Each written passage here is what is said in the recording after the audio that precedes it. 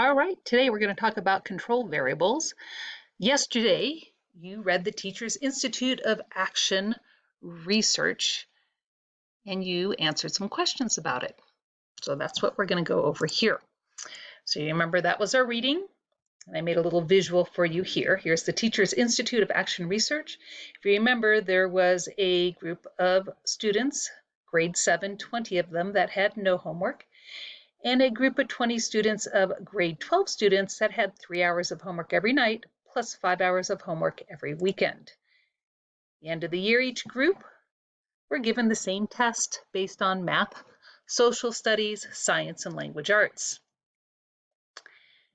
Results were that the grade 7 students scored very low and the grade 12 students scored very high. The conclusion, based on the research, said that homework is necessary to make students smart. Based on that conclusion, the recommendation was to give grade 7 students 3 hours of homework per night with an additional 5 hours of homework on the weekend based on this research. Many of you didn't like that, right? So I understand you didn't like the recommendation, but we want to look at what was it about the research that made it invalid, right? So that we could refute and say that recommendation is not valid, that's not a valid conclusion. So let's look at this. Yeah, this is the first thing most people said, that the two group of students are not the same. You can't compare 7th graders to 12th graders and give them the same test. That's just not fair. Remember, this is our no homework and our homework group. So let's go ahead and fix that and say, all right, so we're going to compare 7th graders and 7th graders. That would make it fair, right? Well, what else do we have to do to make them the same besides the same grade? What else do we need to consider? Well, is it okay that they have different teachers? Is that okay? There's our no homework group and this is our homework group, right? One teacher and a different teacher, would that be okay? Or does that just have things that may be uncertain? Maybe these two teachers teach very differently, right? So let's go ahead and say we have to have the same teacher teach both groups of students, the no homework and the homework group. Okay, the next thing is, what if the teacher uses a different methodology of teaching for these classes? Is that okay? What if the same teacher does straight lecture in one class, and then the other class of 20 students, she's all hands-on investigations, you learn by doing? Would that make it fair? Probably not. So let's go ahead and have this teacher use the same methods of teaching in both those groups that we're going to test at the end of the year. How about in-person versus remote? Is that okay? Can the teacher teach the same way she's teaching, but she's going to in person not give any homework, but the ones at home give all the homework? Would that be fair? Do you think both those environments are the same, or do you think maybe there's distractions at home, there's other things, maybe she's able to help the students more in person than in a remote setting? So yeah, that probably doesn't make both groups equal as well, correct? So let's go ahead and say they're all in-person learning, right? Well, within those two groups, is it okay to make one group all boys and one group all girls? Would that be okay, or should we control for that too?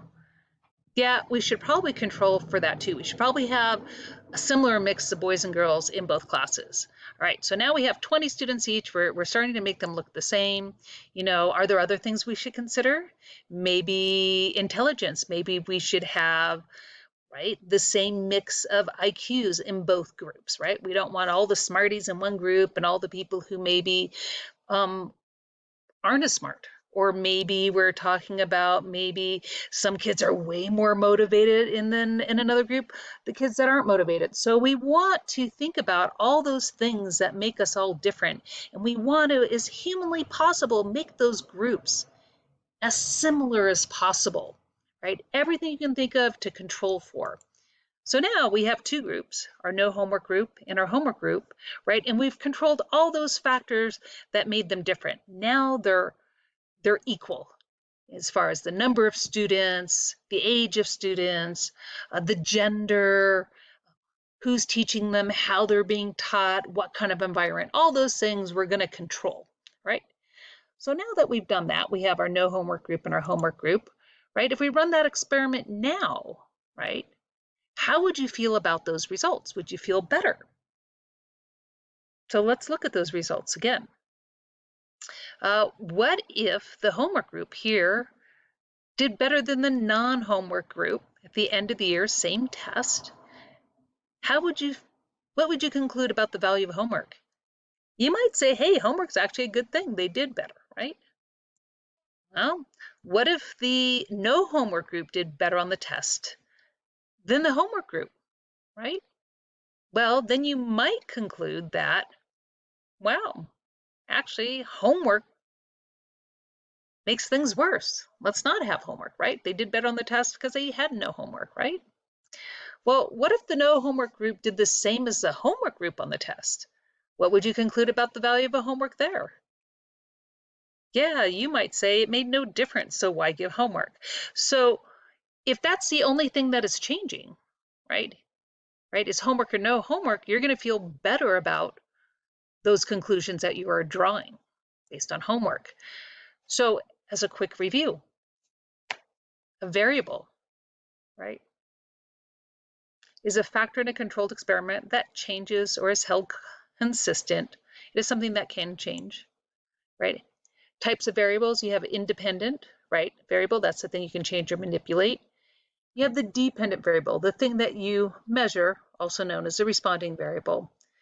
Now this last one is a control variable. That's the non-changing factors in an experiment, sometimes called the constant variables. And those are the things we identified looking at the homework and the no homework group, were all those things. We controlled for gender, we controlled for age, we controlled for remote or in person, we controlled for how the teacher was teaching, that we had the same teacher. All those things are control variables, things that hold it constant, so we have two groups, right? So on page 19 in your ISN, I want you to add this vocabulary to the other two variables you already have here. We've already written independent and dependent. You are going to now write the vocab for control variables. You can pause this video as you write. When you are ready to continue, please continue. Okay. Controlled experiment. It's an experiment in which only one variable is changed at a time. So a controlled experiment is where we only change one variable at a time, and that's super important. Right, again, as you write this on page 19, please pause this video to write this down, and after you've written it down, please start the video again. So what are some control variables? We wrote this in our book on page 18. We have the independent variable and the dependent variable. Here we change the amount of water. That is the thing we are changing, and we are measuring the size of the plant, the number of leaves, is it living or is it dead? Those are the things we're measuring. Those are dependent variables. But some of the control variables, some examples would be, right, the same amount of light for both groups, right? The same species of plants for both groups, right, that are getting the different amounts of water. So all three of these potted plants would have the same amount of light, the same species of plant, they'd have the same container size, they would have the same amount of time to grow. They would be at the same temperature, same soil. All those things need to be the same between these three groups, right? The only thing that changes is the amount of water so that we can see, right, what water does to the plants. We can define that relationship or have a clear relationship between changing the water and what we see in results. I want you to add the control variables to your ISN on page 18 under your drawing. So go ahead and add these, label it CV. Again, pause the video so you can go ahead and take those notes in your ISN. And then turn it back on when you're ready to continue. So why do we only change one variable in a controlled experiment? It's so we can clearly identify the relationship between the independent and the dependent variable. Did changing one thing, like the amount of water, impact how many leaves was on the plant? Or did having homework, right? Is there a relationship between homework and how well you do on a test? Okay. We want to know what's causing the difference we see. I want you to feel confident or You as a researcher can feel confident about that cause and effect relationship you're seeing in your experiment. If you change more than one variable, then you don't know what is causing the outcome.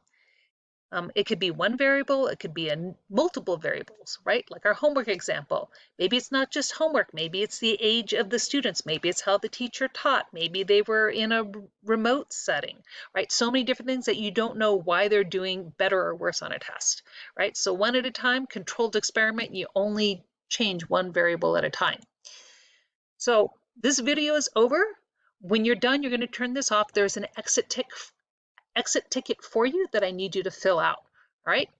And it looks just like this. You have one chicken is injected with a growth hormone, while the other chicken is not injected. Both chickens are weighed after a year to measure growth. You're going to identify the independent variable, the dependent variable, and 3 control variables. Thanks for listening. Have a great weekend.